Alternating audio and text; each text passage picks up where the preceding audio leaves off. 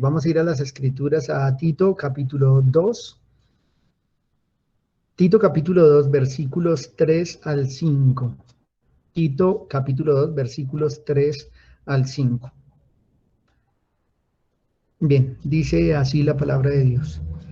Las ancianas asimismo sean reverentes en su porte, no calumniadoras, no esclavas del vino, maestras del bien, que enseñen a las mujeres jóvenes a amar a sus maridos y a sus hijos, a ser prudentes, castas, cuidadosas de sus casas, buenas, sujetas a sus maridos, para que la palabra de Dios no sea blasfemada. Dios y Padre nuestro, te damos gracias porque nos concedes reunirnos en esta noche, aunque de esta manera, que no es nuestra preferencia en realidad, pero sin embargo, bajo tu providencia, así estamos hoy. Te pido que nos ayudes en todas las distracciones que puedan presentarse a nuestro alrededor y que podamos estar muy concentrados en tu palabra. No solo con un corazón atento a tu verdad, sino con un corazón que se humilla y atiende y obedece a tu palabra. Te lo rogamos hoy en Cristo Jesús. Amén. Amén. Pues bien, mis hermanos, ya saben ustedes, hemos estado en una serie que tiene que ver con nacer defensa de la verdad.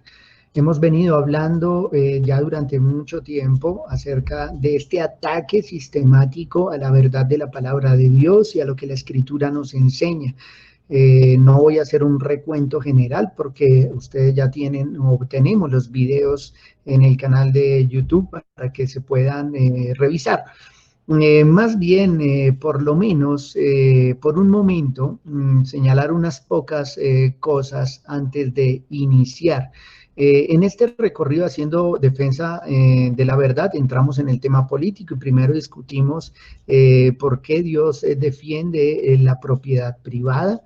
Hablamos también acerca del problema de la libertad, una libertad que ha sido mal interpretada en nuestro contexto actual porque es una libertad carente de leyes y restricciones y siempre es libre aquel que guarda la ley. Estuvimos hablando también acerca de la base existencial del feminismo. Dijimos de que el feminismo está perdido al alejar a la mujer y al hombre también del verdadero propósito y significado. El sentido de la vida está en buscar la gloria de Dios en todo lo que hacemos y en que la mujer disfrute de su esposo todos los días de su vida, así como también nosotros los hombres podamos también disfrutar de nuestra esposa todos los días de nuestra vida, porque para nosotros la vida no es trabajo, la vida no son nuestros estudios, la vida no es nuestro proyecto de vida, no son nuestros títulos, no son esas demás cosas, sino que en realidad nuestra vida está enfocada primero en los propósitos de Dios que en los nuestros. Y recordamos además que Dios ha instituido el hogar y el matrimonio como una recompensa de todo nuestro trabajo. Entonces, de esta manera, el feminismo en su idea existencialista aleja a las personas del verdadero propósito de glorificar a Dios, de disfrutar de Él para siempre y además de disfrutar de aquel regalo del matrimonio. También dijimos que el feminismo en su base marxista está perdido porque no hay lucha de clases ni de géneros en el hogar que Dios instituye. Por el contrario, Dios demanda que el hombre ponga su vida por su esposa, la ame como Cristo a la iglesia, que la ame como a su propio cuerpo y que la trate dignamente como vaso más frágil y sin aspereza. Eso nos demanda la Escritura. Hace 8 días estuvimos tocando parte de eso. También estuvimos hablando que la idea de que el hombre es el opresor del cual hay que liberarse es una idea absurda porque el matrimonio en la voluntad de Dios nunca trae opresión, sino que podemos verlo más bien como una autoridad y una sujeción amante. Queremos estar nosotros en la casa, queremos estar en el hogar libremente, nadie nos está obligando, o sea, no es timbrar tarjeta, no estamos en esclavitud, hay libertad para reflejar el evangelio de Cristo en casa, queremos estar ahí porque es nuestro lugar especial, lo que Dios nos ha concedido. Ahora, que la oposición a la autoridad también es una cosa disparatada, porque todas las relaciones humanas están sujetas a autoridad. No hay relaciones sin autoridad, las encontramos en todo lugar, en el colegio, en el trabajo, en la sociedad, en el Estado, en la iglesia y claro está, en el hogar también la encontramos. El hogar no puede ser el lugar de la pequeña práctica comunista donde eliminamos todas las relaciones de autoridad y donde no hay uno jerárquicamente sobre otro. Eso es absurdo en realidad. La familia y ninguna institución puede funcionar con semejante igualitarismo. Además que es pertinente recordar que quien se opone a la autoridad, a Dios se opone. Romanos 13, versículos 1 y 2. Quiero que busquen en sus Biblias. Vamos a buscar Romanos capítulo 13, versículos 1 y 2. Dice así la escritura en estos dos versículos. Sométanse en todos, o sométase toda persona a las autoridades superiores, señala el texto. Porque que nos señala, porque no hay autoridad sino de parte de Dios, y las que hay, dice el texto, por Dios han sido establecidas. No hay autoridad sino de parte de Dios, y las que hay en el gobierno y en todas las demás relaciones humanas por Dios son establecidas. De modo que quien se opone a la autoridad, a lo establecido por Dios, resiste. Y los que resisten acarrean condenación para sí mismos. En este versículo número 2 de Romanos, la Nueva Traducción Viviente lo dice así: por tanto, o por lo tanto, cualquiera que se rebele contra la autoridad, se rebela contra lo que Dios ha instituido y será castigado por eso.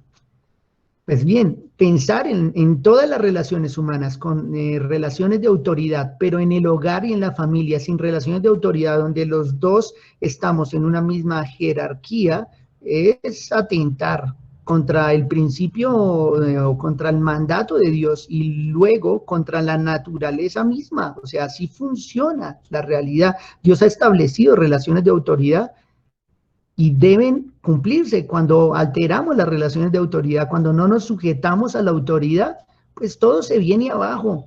De hecho, desde la familia, la autoridad es establecida. Nuestros hijos aprenden a obedecer en casa y aprenden a obedecer no solo porque nosotros les decimos, sino porque ellos lo ven también en nuestras relaciones matrimoniales, de cómo la esposa se sujeta a su esposo y cómo el esposo ama a esta mujer como Cristo ama a la iglesia, la dirige con amor. Quiere decir que en el hogar donde no hay relaciones de autoridad, donde ella ha usurpado el lugar de él y donde él se comporta como ella, seguramente en el futuro verán cómo sus hijos no se sujetan a otras autoridades. ¿Cómo queremos nosotros, cristianos, que nuestros hijos se sujeten a la autoridad de las Escrituras y a la ley de Dios, si ni siquiera lo ven en nosotros? Si ni siquiera ven en nosotros la sujeción a la autoridad y a sus madres la sujeción a la autoridad. Pues bien, es absurdo pensar en un hogar de tipo comunista como lo plantea el feminismo contemporáneo, donde no hay relaciones de autoridad y donde hay un igualitarismo. Eso no es igualdad, es igualitarismo, una cosa completamente desenfocada. Así quiero señalar hoy también en este estudio, la iglesia no es la excepción. Aquí Dios también ha establecido autoridad para que sea obedecida. Y claro, esas palabras sé de que a muchos no les gustan. Obedecer. ¿Cómo en la iglesia debo de obedecer? Sí, en la iglesia también debe de obedecer. En la iglesia hay relaciones de autoridad, como en la casa, como en el colegio, como en el trabajo, como en la sociedad, como en la cultura, como en el gobierno.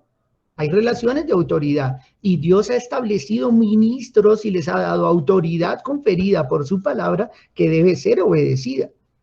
Ahora, traemos este último punto a colación en nuestro estudio tocante a la verdad de las Escrituras y a los problemas del feminismo contemporáneo, porque evidentemente el feminismo ha afectado a la iglesia. La iglesia contemporánea se ha llenado de pastoras, de mujeres profetas y de apóstoles, cosa que no es escritural, no es bíblico en realidad. La idea de que la iglesia se haya llenado de pastoras hoy y de que mujeres estén dirigiendo grandes grupos de personas tiene que ver precisamente con aquello que vimos desde Génesis capítulo 3, versículo 15, donde de versículo Génesis capítulo 3, más bien vayamos hasta allá porque el 15 es el protoevangelio.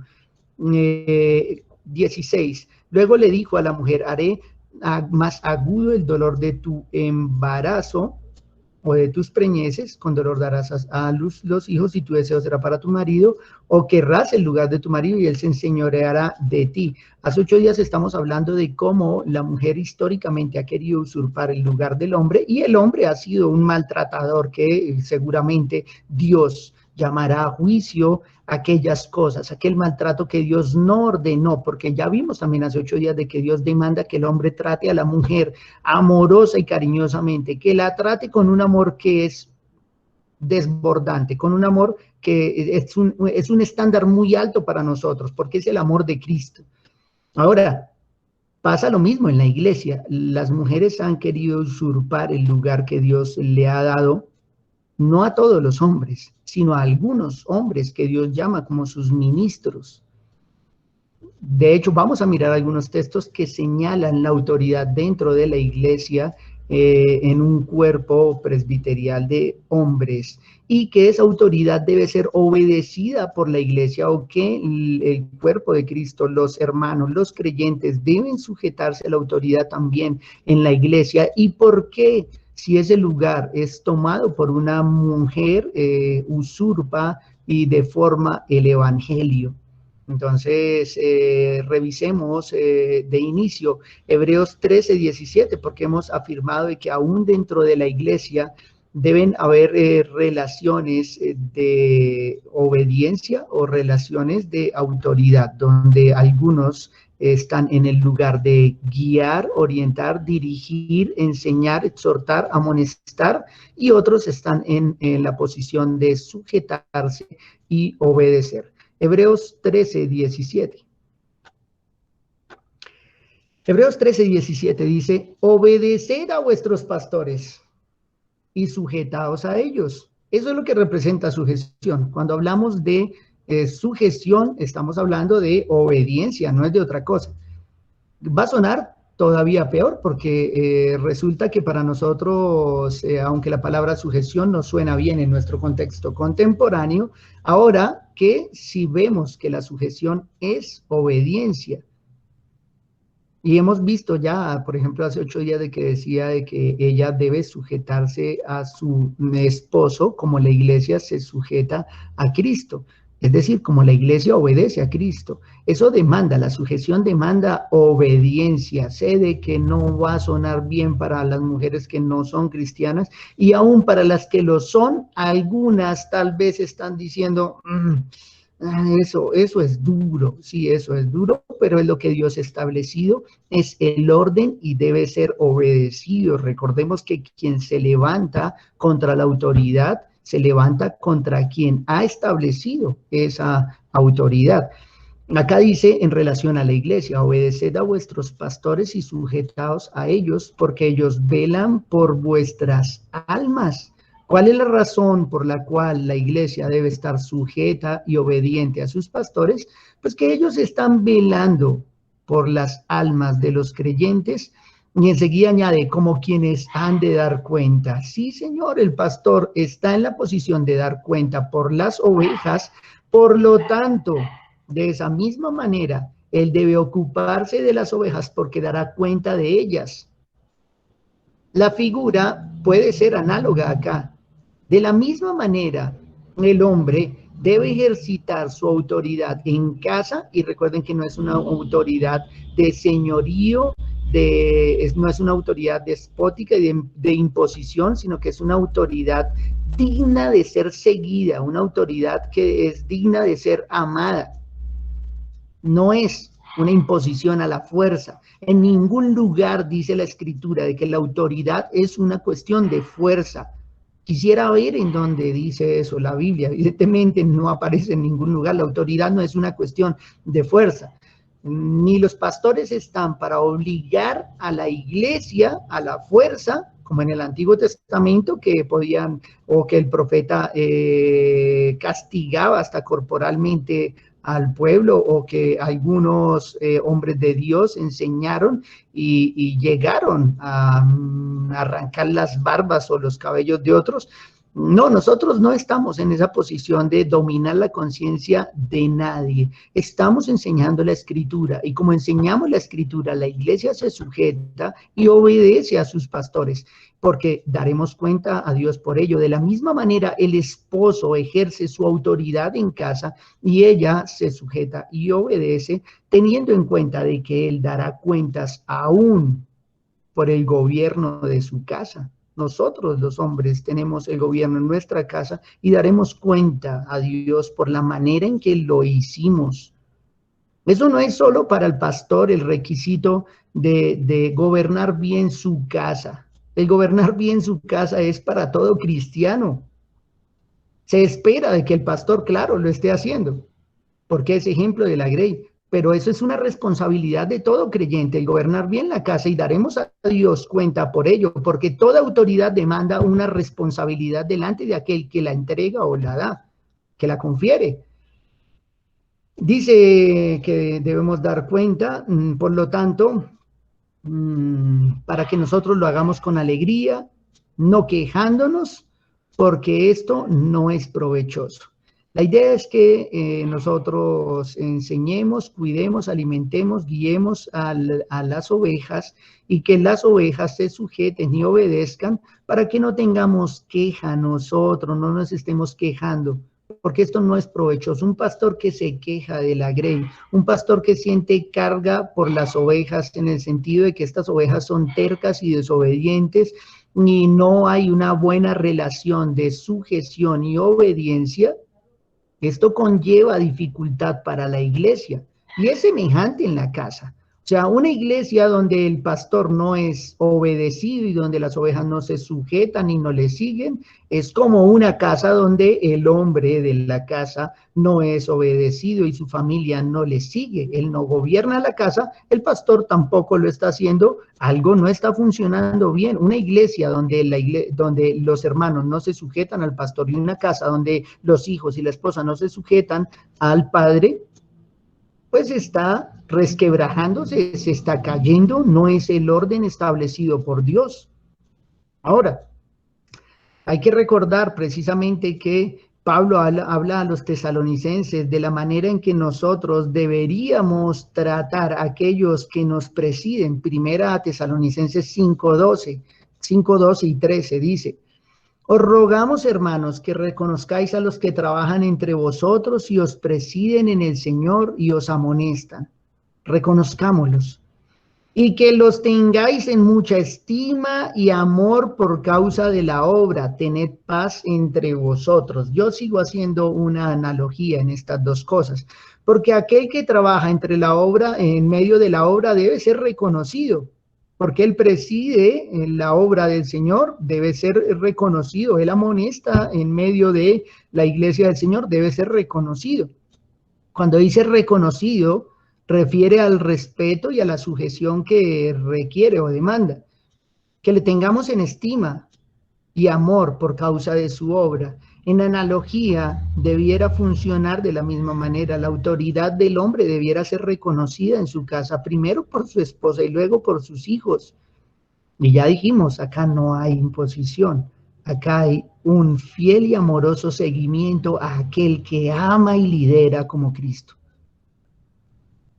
Cuando no reconocemos el liderazgo, cuando no reconocemos al que preside, cuando no reconocemos a aquel que amonesta, cuando no estimamos a aquel que amonesta, cuando no amamos a aquel que preside, no hay paz en medio de esa casa, no hay paz en medio de esa iglesia.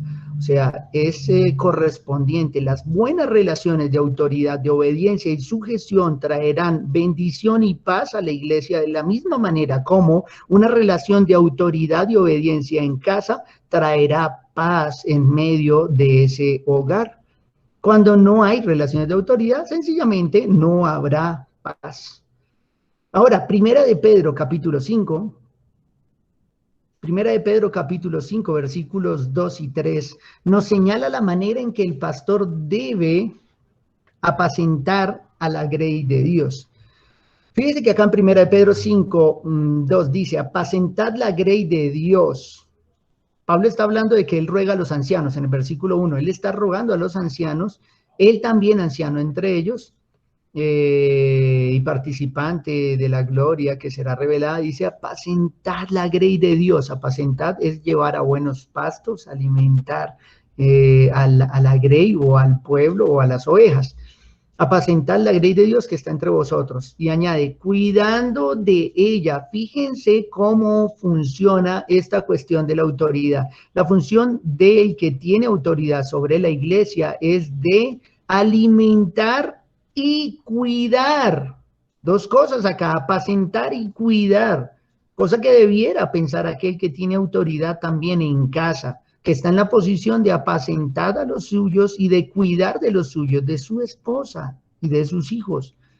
Ahora nosotros, como pastores, tenemos esta responsabilidad delante de Dios de apacentar al pueblo, a la iglesia de Cristo, cuidar de ella. Y fíjense cómo se expresa a continuación, cómo califica esa autoridad que ejerce el pastor en la iglesia. No por fuerza, nótenlo, no por fuerza. El pastor no impone su autoridad porque él es el pastor, así como el esposo o el hombre no impone su autoridad en la casa porque él es el hombre, sino que lo hace cuidando y apacentando y no por fuerza. No es la manera, porque la autoridad que viene de Dios viene en realidad por las escrituras. La autoridad que puede tener cualquiera de los pastores o maestros en realidad tiene que ver con la palabra de Dios. Y la iglesia está en sujeción y en obediencia en tanto sus pastores les guíen a buenos pastos, les enseñen la palabra de Dios. Si no lo hacemos, si no enseñamos la palabra de Dios, si vamos en contra de lo que Dios demanda, pues la iglesia no está en la obligación de obedecernos y sujetarse. Ahora, dicen no por fuerza, sino voluntariamente, no por ganancia deshonesta, sino con ánimo pronto. Me gusta cómo señala la manera en que debiéramos gobernar de forma voluntaria, con un ánimo pronto, y señala que no por ganancia deshonesta, no solo buscando lucro, no solo por ello, sino que cuando no tengo un ánimo pronto, cuando no lo hago voluntariamente, cuando no cuido, cuando no apaciento, en realidad estoy siendo deshonesto o estoy ganando de manera deshonesta. El versículo 3 va a resaltar nuevamente ese no por fuerza. Dice, no como teniendo señorío sobre los que están a vuestro cuidado. Fíjense la expresión que se da acá para referirse a aquellos que están bajo la autoridad pastoral, están bajo el cuidado de sus pastores, quienes son ejemplos de la grey. La analogía continúa aún para el hogar, porque quien tiene autoridad en la casa, tiene autoridad que no debiera imponer por fuerza y como teniendo señorío y porque yo soy el hombre y soy el varón de la casa y porque Dios dice que usted se debe sujetar y demás, sino que debiera ser dando ejemplo de los de mi casa. Mi esposa y mis hijos debieran querer seguirme a mí, porque yo los cuido, yo los apaciento, lo hago voluntariamente, lo hago con un ánimo pronto y además de eso, lo hago con el cuidado que Dios demanda, dando ejemplo a mi hogar, a mi esposa, a mis hijos. Estoy seguro de que muchas hermanas que han tenido problemas con la sujeción en casa, han tenido problemas con la sujeción porque sus esposos no son dignos de ser seguidos, porque no apacientan con cuidado, no cuidan de su esposa, no apacientan a los suyos, no dan ejemplo y sí quieren imponerse por fuerza. Ahora, ya aclaramos nosotros hace 8 días de que la sujeción de ella no es condicional, si él la ama como Cristo ama a la iglesia. O sea, aclaro y recuerdo que no estoy justificando de ninguna manera a aquella hermana que no quiere sujetarse o que siente no sujetarse a su esposo porque él la hiere, él la daña, él no la cuida, él no la protege, él no la ama como Cristo a la iglesia. Él se impone a la fuerza, le impone su señorío porque él es el hombre de la casa. Sé de que muchas estarán pensando en eso, pero mi querida hermana, la sujeción en el caso de la familia no es condicionada, es incondicional, es la voluntad de Dios, así Dios lo ha determinado. Ahora, en la iglesia, la sujeción sí está condicionada a la fidelidad del ministro, a la palabra de Dios, a las escrituras. Bien dijo Pablo a uno de sus siervos, a uno de sus ministros, le dice de que tuviera cuidado de la doctrina, pero también de él mismo, de las dos cosas, de él mismo y de la doctrina. Ahora, pensemos en que si Dios ha establecido un orden de roles entre hombre y mujer, y que ha impuesto en medio de ellos autoridad, que como ya señalamos la semana anterior, no minimiza a la mujer, no hace menos ser humano a la mujer, no la hace menos digna, sino que es una cuestión de mayordomía que Dios ha establecido. Entonces, no debe la mujer en la iglesia llegar a sentirse menos porque Dios ha establecido la autoridad pastoral en un presbiterio de hombres. No debe sentirse ella menos porque Dios ha dispuesto que sea Él quien predique el evangelio y que lleve autoridad dentro de la iglesia. Sé que el feminismo contemporáneo pregunta y dice, ¿y dónde está la representación de la mujer en la iglesia? Y luego, ¿quién dijo que ella debiera tener representación y autoridad en la iglesia? ¿En dónde lo dice? ¿Dónde dice que ella debía tener autoridad sobre el hombre en el hogar también? ¿Dónde lo dice? O sea, Dios, ¿dónde lo estableció? En ningún lugar. Es querer trastornar los roles bíblicos. La autoridad es algo que Dios ha decidido dar al hombre. Eso es potestativo de Dios. Y ya señalamos, Cristo se sujeta al Padre y no le hace menos. Cristo obedece al Padre y no le hace menos, no es menos Dios, no tiene menos esencia divina,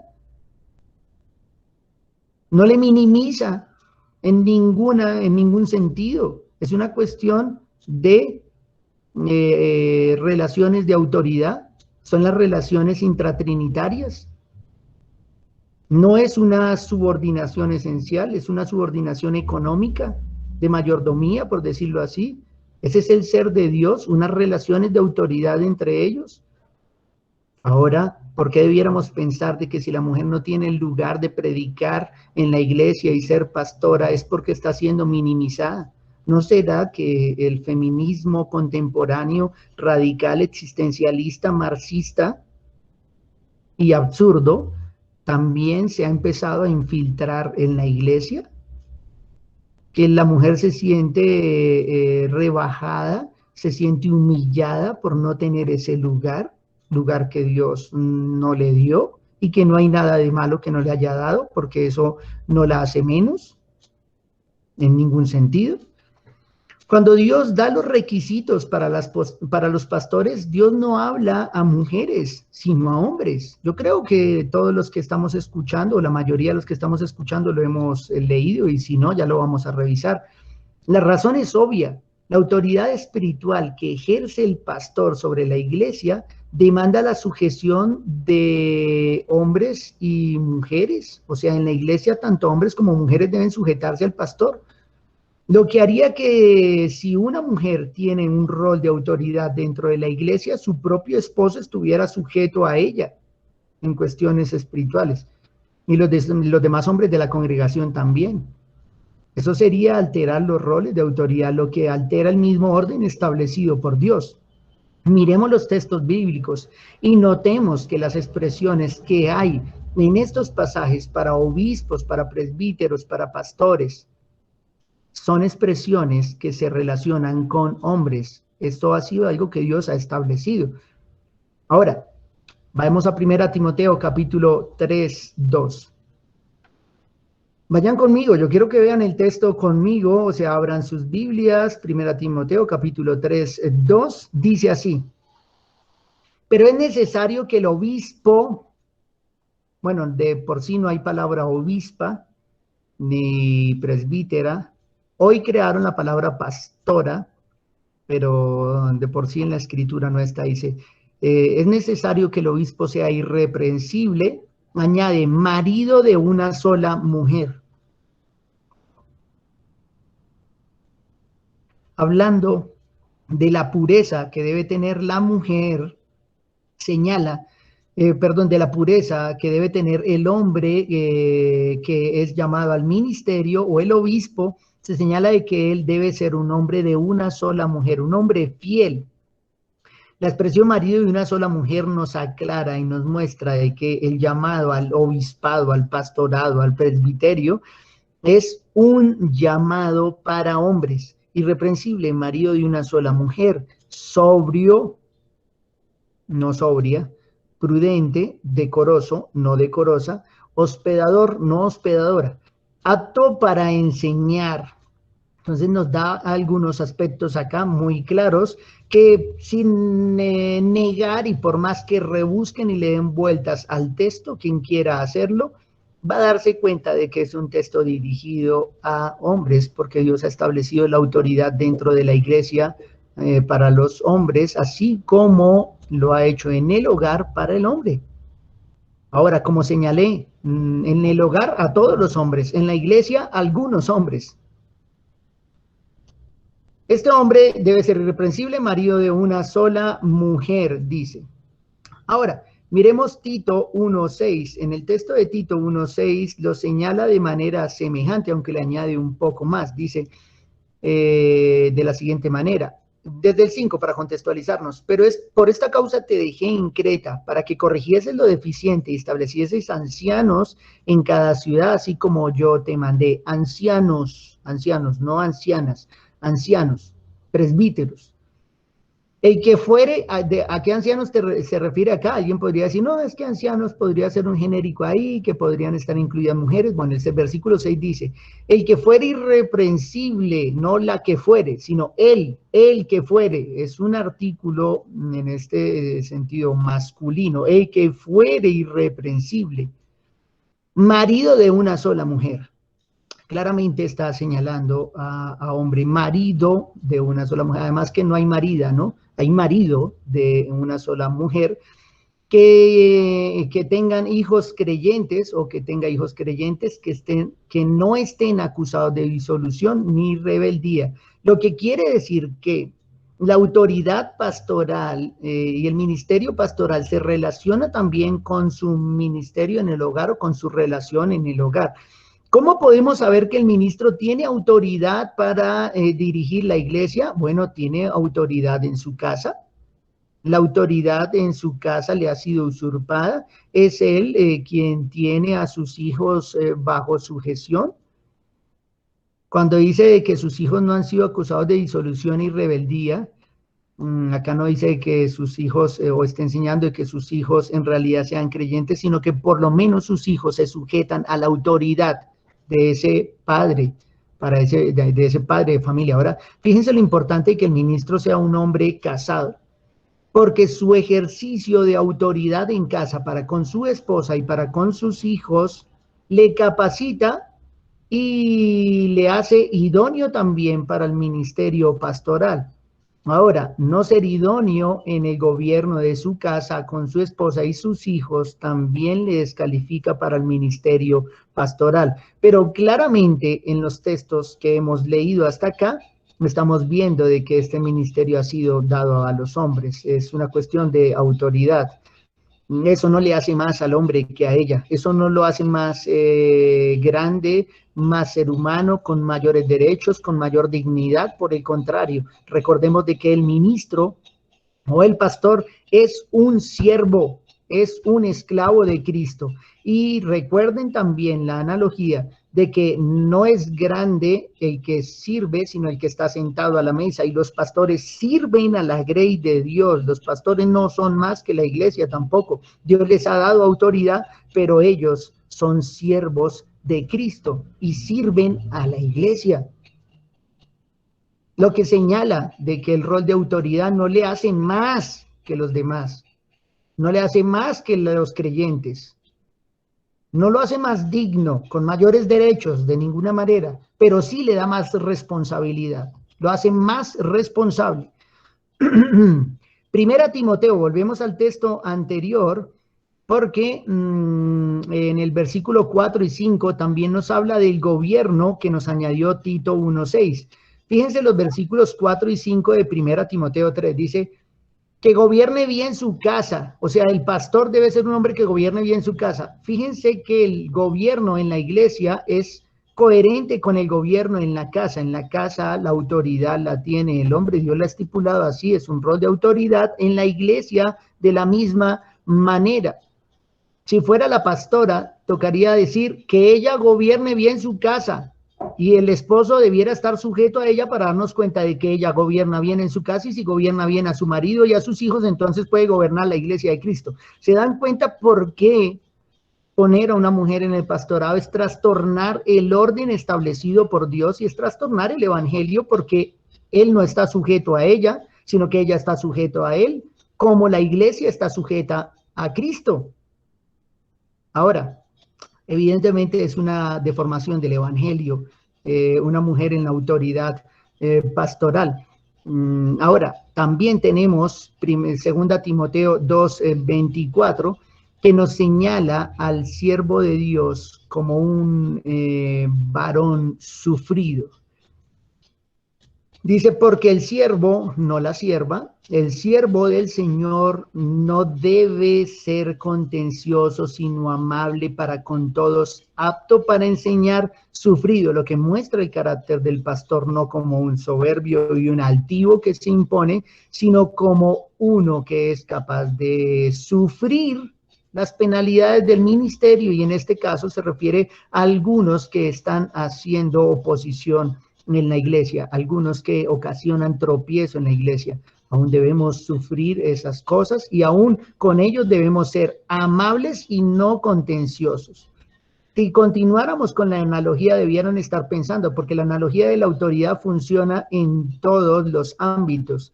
Si el pastor debe ser amable y no contencioso, aún para aquellos que son rebeldes dentro de la iglesia, ¿cuánto más debiera ser el esposo en su casa amable y no contencioso para aquellos que no se quieren sujetar a su autoridad? Eso no le demanda que si no se quieren sujetar, entonces lo voy a hacer a la fuerza. Seguramente requerirá alguna consejería, requerirá de alguna ayuda, pero en ningún lado se le autoriza a dominar a la fuerza. Por acá suenan las cacerolas, parece que todavía están en aquellas cosas de las marchas. Pues bien, tenemos acá varios textos, por lo menos 4, que nos señalan con claridad que cuando hablamos de la autoridad dentro de la iglesia, en la autoridad pastoral, por lo tanto de predicar y enseñar, está esto depositado en el rol masculino por cuestión de relaciones de autoridad. Una razón que es clara en relación al ministerio y la autoridad del hombre en la iglesia es precisamente su rol de autoridad que le ha sido conferido por Dios. Y la autoridad del ministro es una autoridad conferida por la palabra de Dios. Nosotros hemos señalado una y otra vez que ningún hombre es autoridad en sí mismo, sino que nosotros somos autoridad dentro de la iglesia porque Dios nos ha puesto en ese lugar y nos ha puesto también su palabra para que la prediquemos fielmente. Y eso es lo que da autoridad al ministro, que la predica fielmente y que la vive fielmente. Por lo tanto, la predicación y la enseñanza se encontraron bajo el rol del hombre en la iglesia desde el principio por cuestión de autoridad. Primera los Corintios 14, yo no podía dar este estudio sin haber tocado por lo menos los 2 textos más difíciles y desagradables en relación a la autoridad, que son Primera los Corintios 14 y Primera Timoteo 2, 11 y 15. Sé que si no lo tocara, de pronto una hermana diría, ¿y por qué no habló de ese versículo? ¿Por qué ese no lo trataron? Entonces vayamos a Primera los Corintios 14. Primera los Corintios 14, yo no sé si ustedes escuchan por allá las ollas y los sartenes por ahí están que golpean afuera. Primera los Corintios 14, 3, tienden a uno a distraerlo un poco. Dice así, Pero el que profetiza habla a los hombres para edificación, exhortación y consolación. ¿Por qué toco primero ese versículo iniciando el capítulo 14? Porque evidentemente señala de que el profetizar se relaciona con predicar, porque lo que hacemos al profetizar o predicar es edificar a la iglesia a través de su palabra, exhortar a la iglesia a través de su palabra y consolar a la iglesia a través de su palabra. Después de una discusión larga acerca de las lenguas y la profecía y demás, vamos hasta el versículo 32. Pablo está corrigiendo varios desórdenes que hay dentro de la iglesia de Corinto, entre ellas el hablar en lenguas y el profetizar. Ahora, en el versículo 32 va a decir, y los espíritus de los profetas están sujetos a los profetas, o sea, quien enseña la escritura al final está sujeto a la escritura y no habla de su propia cosecha. Añade, pues Dios no es Dios de confusión, sino de paz, como en todas las iglesias de los santos. Versículo 33, como en todas las iglesias de los santos. En Corinto, eso solo pasaba en Corinto. Seguramente estos problemas eran más de Corinto que en otros lugares, pero lo que señala acá, como en todas las iglesias de los santos, coma, es que lo que viene en el versículo 34 no era o no debía ser practicado únicamente en Corinto, porque quien interpreta este texto a favor de poner a la mujer en el pastorado dice, eso era solo un problema que se estaba presentando en Corinto, que el Señor quería corregir, porque ya las mujeres eran muy chismosas, hablaban mucho y demás y lo otro, entonces se estaba corrigiendo solo ahí en Corinto. No, fíjense que acá tenemos dos versículos divididos, 33 y 34, y por eso han tendido a dividir la idea, pero al terminar el 33 hay una coma, lo que indica que después de la expresión, como en todas las iglesias de los santos, vuestras mujeres callen en las congregaciones. Las mujeres debían callar en las congregaciones, no solo en Corinto, en todas, como en todas las iglesias de los santos, vuestras mujeres callen en las congregaciones. Es decir, por alguna razón, los que añadieron los versículos y capítulos de la Biblia en la Edad Media separaron el versículo 33 y 34 y separaron una idea, es decir, separaron sujeto y predicado, por decirlo así. Como en todas las iglesias de los santos, vuestras mujeres callen en las congregaciones. Esa es la frase completa, la oración completa. Como en todas las iglesias de los santos, vuestras mujeres callen en las congregaciones. Porque no les es permitido hablar, sino que estén sujetas como también la ley lo dice. Fíjense, como también la ley lo dice. 35. Y si quieren aprender algo, pregunten en casa a sus maridos, porque es indecoroso que una mujer hable en la congregación. Ahora, es claro de que cuando señala a hablar, se refiere acá a enseñar o a profetizar, que era algo muy típico de la iglesia de Corinto, pero señala que es en todas las iglesias de los santos. En 1 Timoteo va a ser un poco más claro en relación a qué se refería. No es que les dijo que no pueden pronunciar una palabra y que debían, mejor dicho, enmudecer en la iglesia, llegar como, digamos, con una burka completamente tapadas, con sus bocas también, y no pueden decir absolutamente nada. No, en el contexto se está refiriendo precisamente al enseñar en la iglesia o tener autoridad, porque Pablo, el mismo Pablo lo va a aclarar en 1 Timoteo en instrucciones a un pastor. Vayamos a 1 Timoteo, capítulo 2.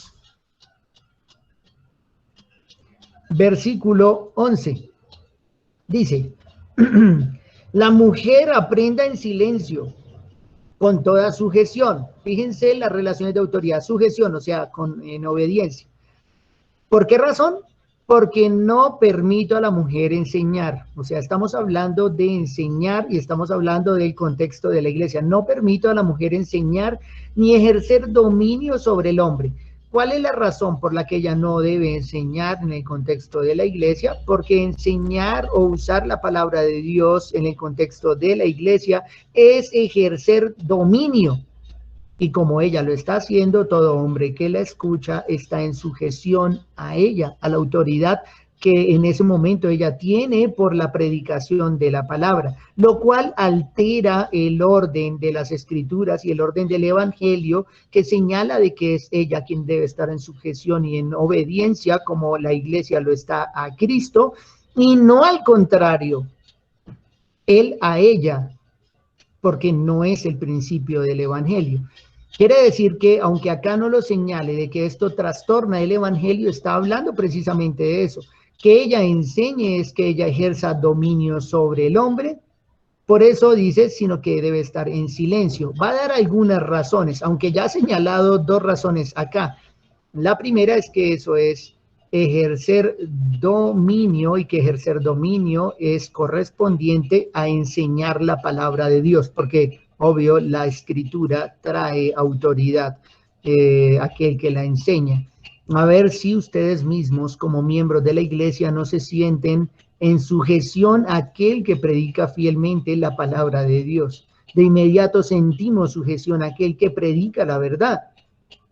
El versículo 13 va a añadir una razón de la cual ya habíamos tratado, porque Adán fue formado primero, después Eva. Una razón por la cual a él le ha sido entregada la autoridad por orden de creación. Él fue formado primero y le fue entregada la autoridad a él, y ella fue creada por causa de él, dice otro pasaje de la escritura.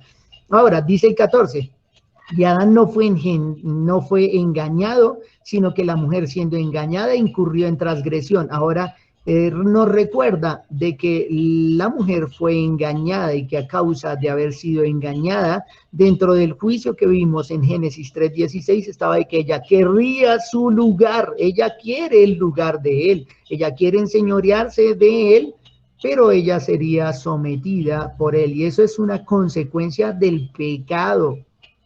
O sea, el hombre mismo trajo sobre su vida esas relaciones desastrosas por la caída y por el pecado, porque Dios no lo había establecido de esa manera, de que el hombre la dominara a ella, se enseñoreara de ella, y que ella buscara subyugarlo también a él, buscara retirarlo de su lugar. Ahora, cuando una mujer busca el enseñar en la iglesia, ser pastora o el enseñar públicamente, está usurpando el lugar de su marido, está usurpando la autoridad.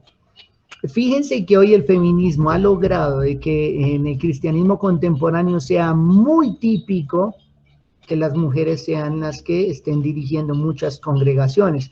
Y no vamos a negar de que hay tal vez mujeres que tienen dones para la enseñanza y que lo hacen muy bien, y que seguramente hasta predican mejor que el esposo, porque ella tiene todas las mismas habilidades naturales que tiene el hombre, pero no le ha sido dado o concedido ese rol de autoridad.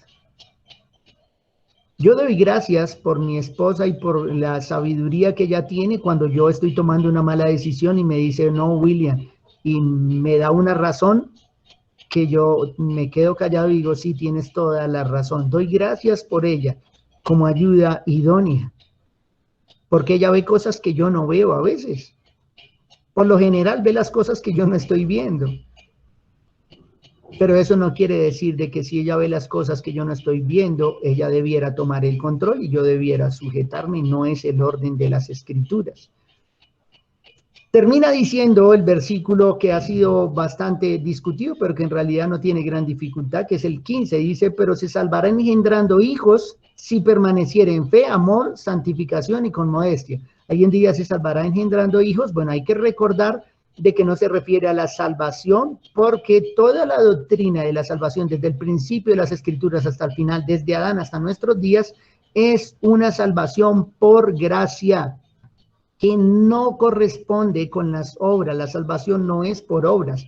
Quiere decir de que no está hablando que entrará al cielo o se salvará teniendo hijos, sino que seguramente la expresión se salvará engendrando hijos es se salvará de tomar el lugar de su esposo, de usurpar la autoridad de su esposo, o usurpar la autoridad del hombre dentro de la iglesia. Usurpar la autoridad en la casa es tan grave como usurpar la autoridad del hombre en la iglesia. No es el orden de Dios y no es el evangelio, así no funciona y Dios no lo ha establecido de esa manera. Ahora, no quiere decir eso, espero de que alcance a terminar con esto, voy a ser más bien rápido y sucinto con esta última parte. Hay muchas cosas que van a quedar en el tintero, ya tendremos la segunda temporada para continuar hablando del tema, para añadir ideología de género, para añadir aborto y para añadir eutanasia, que son casos y temas que debemos discutir. Pero por este mes ya vamos a cerrar, yo termino este mes acá, voy a tener algunos miércoles de descanso, entonces cierro con estos últimos puntos esta enseñanza. El hecho de que ella no pueda enseñar dentro del contexto de la iglesia a todos reunidos, incluidos hombres, o que ella pueda tener el rol de pastora, que ella no pueda tener ese rol y esa autoridad, no indica de que ella sea menos en ningún sentido, de ninguna manera. Sería como añadir entonces de que porque Cristo es quien predicó, entonces el Padre o el Espíritu Santo desmeritan al lado de Cristo. Es una cosa absurda. Pero sí hay cosas que la mujer puede hacer en el hogar, en la iglesia, en la sociedad y aún dentro del contexto de los creyentes. Rápidamente, la mujer le ha sido privado el lugar del pastor y de llevar la autoridad de la congregación y de predicar abiertamente a la iglesia, habiendo hombres presentes, pero no le ha sido privado el enseñar a otros. Por ejemplo, iniciemos por el hogar y los hijos. Proverbios 1:8 señalaba: oye, hijo mío, la instrucción de tu padre y no desprecies la dirección de tu madre. Claramente, instrucción de él, pero no desprecies la dirección de tu madre. Una madre que enseña de continuo a su hijo la palabra de Dios. Ella sabe que es lo más importante. 6:20 de Proverbios también dice así: guarda, hijo mío, el mandamiento de tu padre y no dejes la enseñanza de tu madre. Lo que revela acá con claridad de que la mujer está involucrada en la enseñanza de los hijos. Y no solo estamos hablando acá de moralidad, acá no, de hecho la moralidad está sujeta a la escritura y está sujeta a la palabra de Dios. Estamos hablando de que ella está en la responsabilidad de enseñar también el evangelio a sus hijos. Yo recuerdo que en 2 Timoteo, capítulo 3, versículo 14, cuando Pablo está hablando con Timoteo, le dice que él debiera persistir en lo que ha aprendido y en lo que él se persuadió, sabiendo lo que él había aprendido. Y dice, ¿desde cuándo? Desde la niñez, dice ese versículo 15.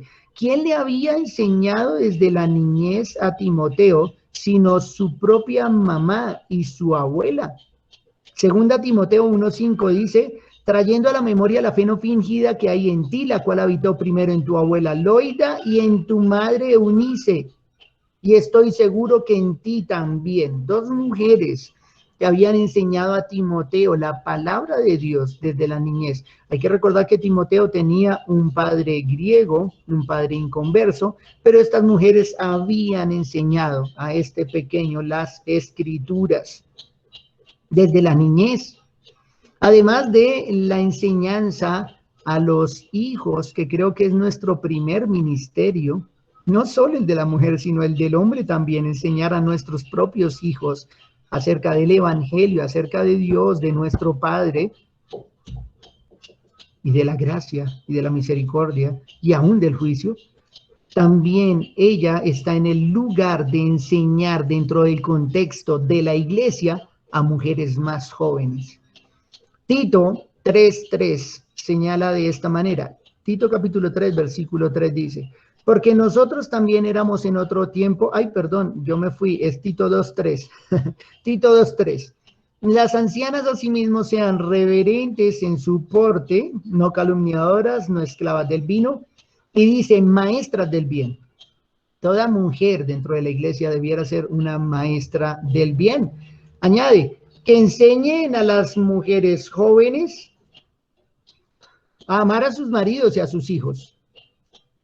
o sea, esencial el hogar en realidad. Recuerden que el feminismo contemporáneo, el marxismo contemporáneo y el existencialismo contemporáneo pretenden, o el progresismo contemporáneo, progresismo político, pretenden destruir la familia, deconstruir al hombre, deconstruir a la mujer, porque es la familia la que enseña las tradiciones más arraigadas en la historia de Occidente, la palabra de Dios, la escritura, la verdad.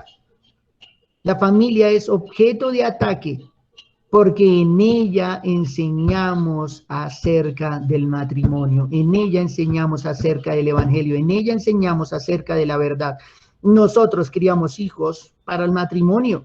Yo no crío hijos para la competitividad, yo no estoy criando hijos para el consumismo, yo no estoy criando hijos para el capitalismo, yo no estoy criando hijos para que sean grandes profesionales, pero perdidos. Yo estoy criando hijos para que extiendan el reino de Dios. Yo estoy criando hijos para que sean hombres o mujeres de familia. Yo estoy criando hijos para que disfruten el regalo de la vida, del matrimonio, la recompensa de todo nuestro trabajo. Yo estoy criando hijos a un varón para que ame a su esposa como Cristo ama a la iglesia, y estoy creando una niña para que se sujete a la autoridad del hombre, de su esposo, como la iglesia se sujeta a Cristo.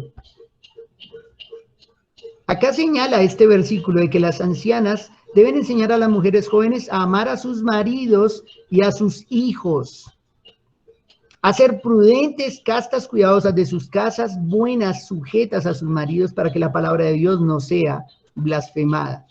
Cuando no hay sujeción, la palabra de Cristo es blasfemada. Y esto no solo es dentro del contexto del hogar, fíjense, porque estamos hablando de la iglesia y enseñamos a nuestros hijos de esa manera, pero las ancianas y las mujeres están en esa obligación, porque cuando no hay sujeción a la autoridad, la palabra de Dios es blasfemada, tanto en la iglesia como en la casa, en los dos lugares.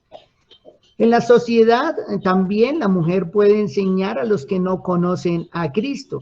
Quiero que vayamos a Juan, y tal vez recuerdan a esta mujer, Juan capítulo 4, versículo 28, es la samaritana, está hablando con Cristo, Cristo le ha revelado todo lo que ha hecho, y ella ha pensado profundamente de que él es el Mesías. Dice el versículo 28, entonces la mujer dejó su cántaro y fue a la ciudad y dijo a los hombres, fíjense, ella fue a predicarle y fue a predicarle a hombres, venid, ved a un hombre que me ha dicho todo cuanto he hecho, ¿no será este el Cristo? Señala este versículo.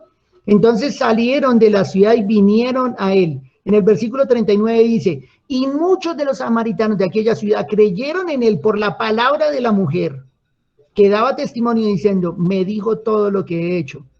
Fíjense de que la mujer está en el lugar de enseñar, no en el púlpito, no en el lugar de pastora, pero sí puede enseñar a sus hijos, sí puede enseñar a la iglesia a mujeres más jóvenes, y puede y debe predicar el evangelio aún a hombres. Es decir, estamos hablando de que socialmente ella debe predicar también a los que no conocen a Cristo. También está en el lugar de predicar y enseñar acerca de nuestro Salvador. Ahora, una última cosa porque se nos ha ido el tiempo. Ella también está en lugar de la corrección humilde de quienes no conocen con precisión las Escrituras, y esto es dentro de la iglesia. Tenemos un caso particular que es el de Hechos 18:24, donde encontramos a un gran hombre predicando el Evangelio, Apolos, un hombre poderoso en palabras, pero que tiene algunas imprecisiones en el mensaje del Evangelio. Y es llamado por Priscila y Aquila para exponerle más exactamente el camino de Dios. Pero en los textos donde se señala esta pareja, Aquila no es nombrado primero que ella, sino que es ella la que es nombrada primero.